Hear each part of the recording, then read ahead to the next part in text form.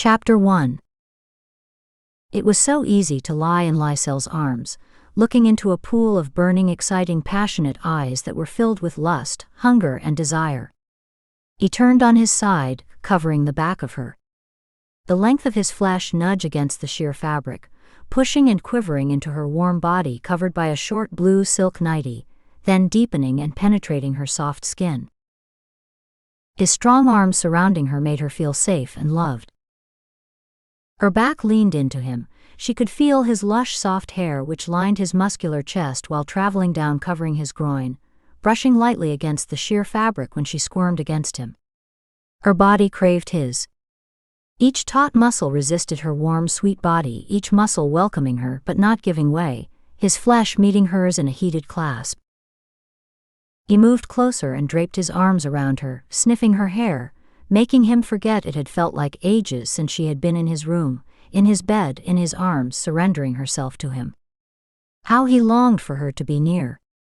How he dreamed of the night when she would come to him, and then lie by the side of him, and they would spend that night making love to each other, him between her legs, stroking her until she surrendered all of herself to him. He wanted more of her. He needed more because he wasn't satisfied.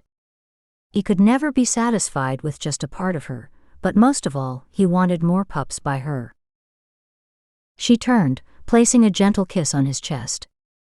He looked down at her, sleep still in his eyes after he inhaled a whiff of her human scent, then giving her a closed smile, he kissed her, his long tongue mingling with hers, twisting in a wild frenzy, her outward desire sending jolts of heat through him and wanton desire raging through her.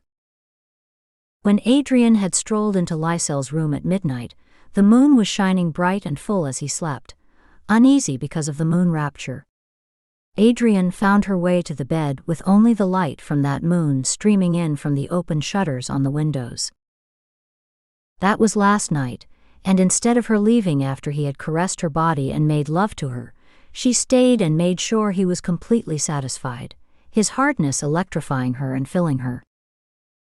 She had learned what each of her werewolves desired from her. It wasn't a chore to give them what they needed, as she enjoyed pleasing them.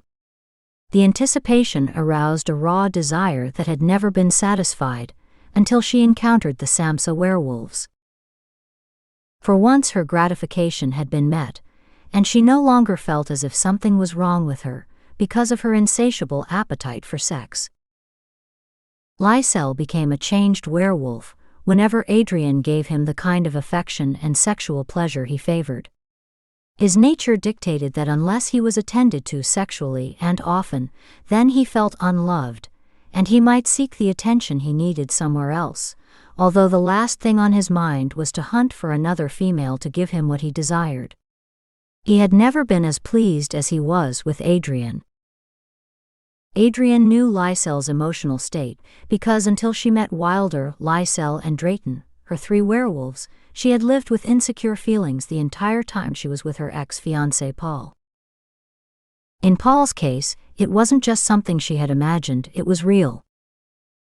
In Lycell's and Adrian's case, since she came into his life, he no longer felt unloved, and she no longer thought that something was wrong with her. She gave him little reason to believe he wasn't the center of her universe. She had more than satisfied him, even as she was being shared by Wilder and Drayton.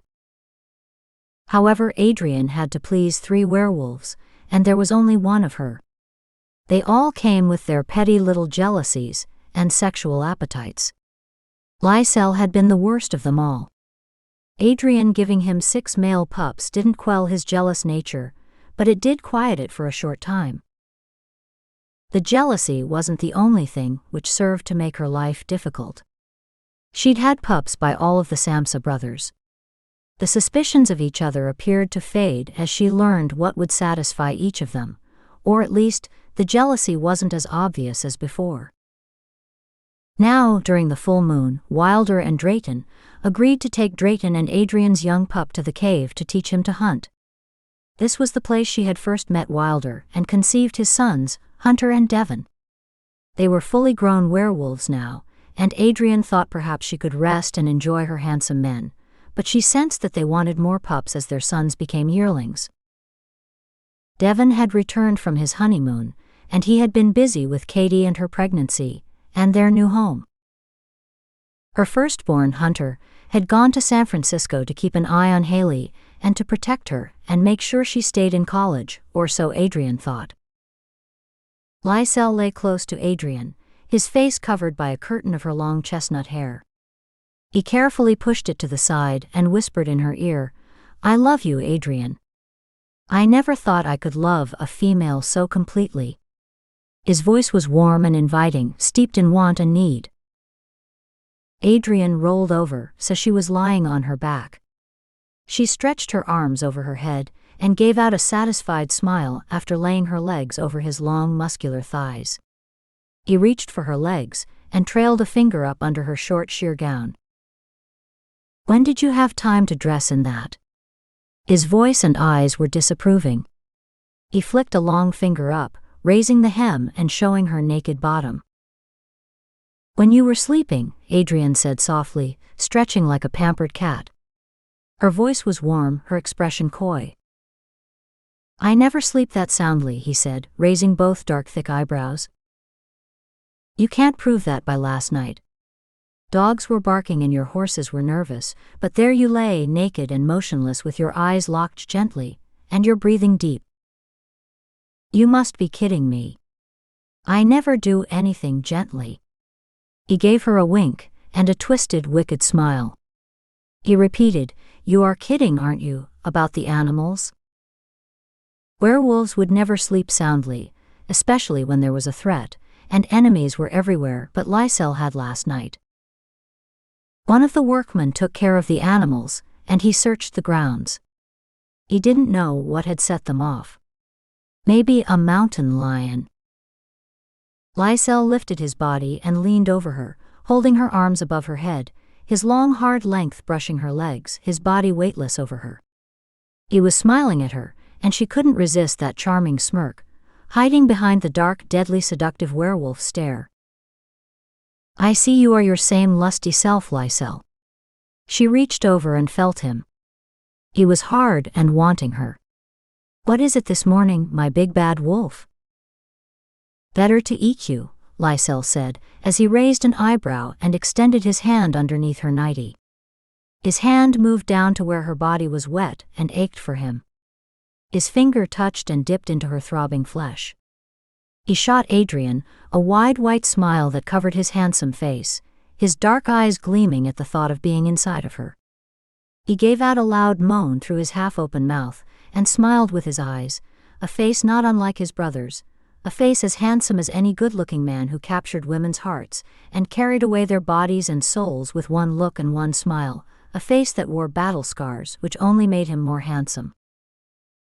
She placed one finger on a mark, tracing it from his cheek down his neck to his shoulder. It was the scar a bear's claws had carved into him on his attempt to rescue her from Bane.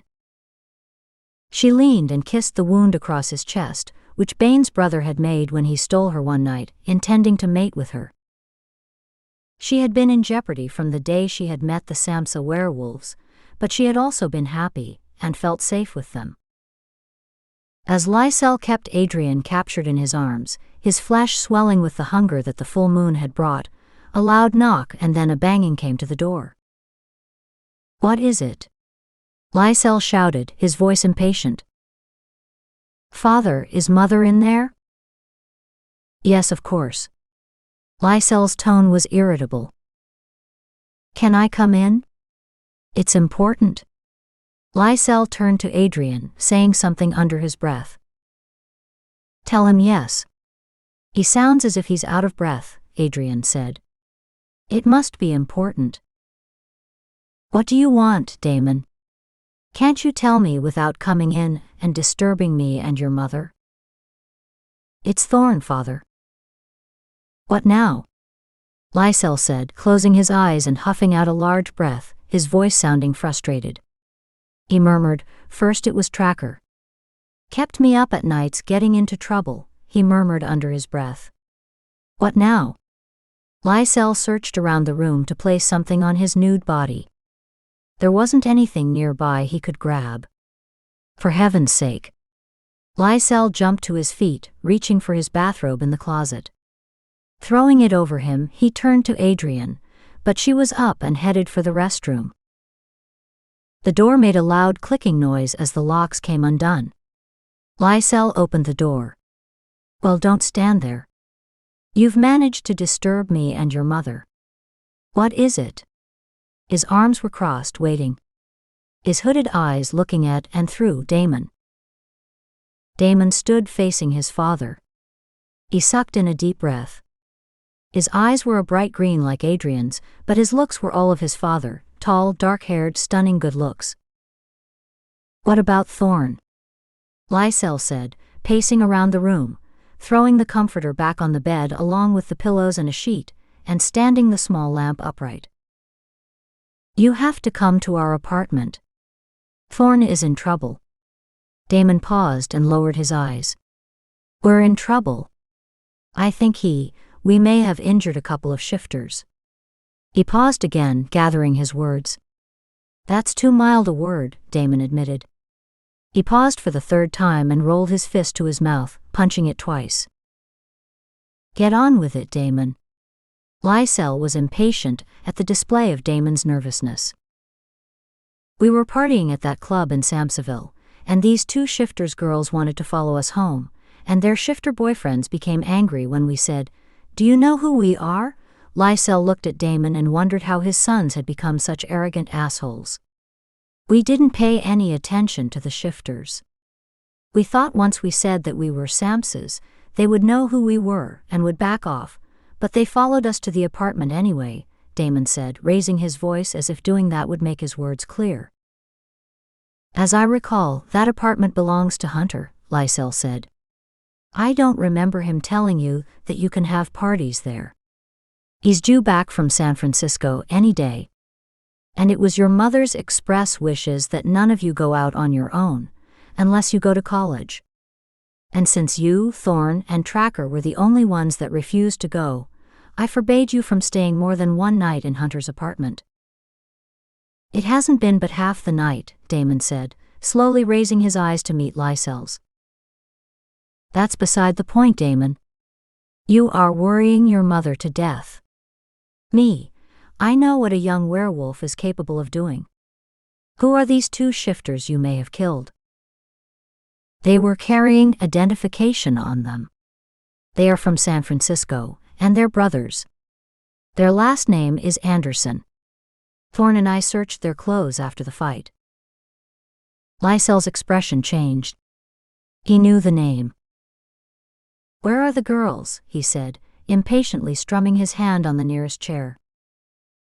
"They had already gone after we." Damon looked up to see his mother standing in the doorway from the bathroom, looking disapprovingly at him. His eyes fell to the floor. "Look at me. Not at your mother or the floor. After you two Lycell remembered Adrian standing there and cut the word short. "Had your fill of the girls, you sent them home, right?" "That's right, father." Damon felt uncomfortable talking about girls with his mother listening. "Thorn and I took them out to eat after the club closed, and then we brought them back to Hunter's apartment. We had a few more drinks." Lycell cut him off.